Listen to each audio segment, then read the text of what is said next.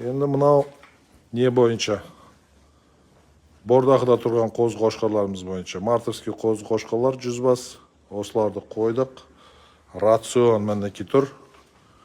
Осы рационмен біздің Урал әке бәріне қарап жатыр. Бұл рационды іліп қоямыз. Қазір шығады мінеки. Мұны қанша күн болып тұрғанына? 19 күн болып тұрғанына. Азанда сағат 6-да береді шөп, жеммен. Түсте сағат 2-де тек қана шөп. Кешкі сағат 10-да жем, шөп. Қанша жем беріп жатыр, қанша шөп жем беріп жатқанымыз, ана рацион ішіне бәрі жазылып тұр. Мұнекі 6 күн сайын өзгеріп, әр апта сайын өзгеріп жатыр да, ол плюс қоса береміз. Мұны уже шөптері қап жатыр.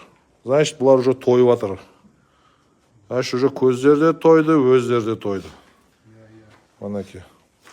Бұл уже 19 күн бордағыда тұрған қозы-қошқарлар. Бұларды Құдай қаласа 3 ай істаймыз, 3 айдан кейін результатты көреміз. Әр қайсысын өлшегенбіз. Әр қайсысын өлшеп, общий весін шығарғанбыз.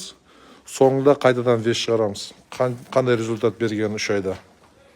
Бірге болыңыздар, бәрін қадағалаймыз. Бордақының қандай тәсілмен істеген дұрыс екен, Құдай қаласа көрейік.